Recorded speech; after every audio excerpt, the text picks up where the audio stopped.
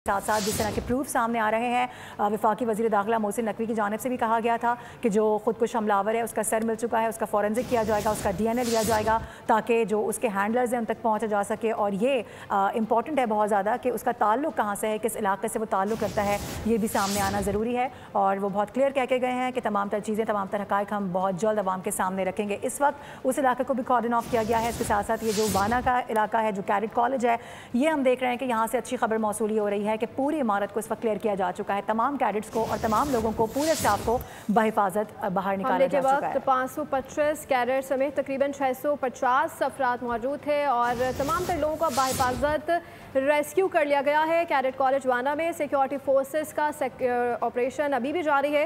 तमाम तुलबा और असातिज़ा को बहिफाजत रेस्क्यू कर लिया गया। सिक्योरिटी ज़राए के मुताबिक अब ऑपरेशन जामे तरीके से हातमी अंजाम को पहुँचा जाएगा। आखिरी ख्वारिज को जान वासिल करने तक सिक्योरिटी ऑपरेशन जारी रहेगा।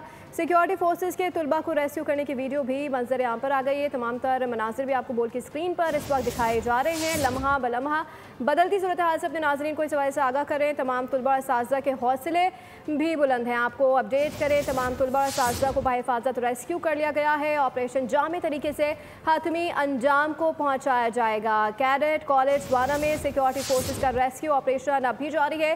तमाम तुलबा और असातिज़ा को बहिफाजत रेस्क्यू कर लिया गया है। सिक्योरिटी ज़राए के मुताबिक अब ऑपरेशन जामे तरीके से हातमी अंजाम को पहुँचाया जाएगा। आखिरी ख्वारिज को जान वासिल करने तक सिक्योरिटी ऑपरेशन जारी रहेगा।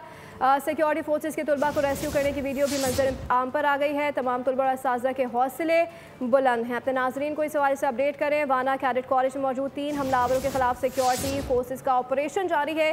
सिक्योरिटी ज़राए के मुताबिक हमलावरों का ताल्लुक अफगानिस्तान से है, जो फ़ोन पर अपने आकाओं से राब्ते में है। कॉलेज में ज़ेर तालीम तुलबा के वालिदैन ने पाक फ़ौज के साथ मुकम्मल इजहार यकजहती किया है। आपको अपडेट करें।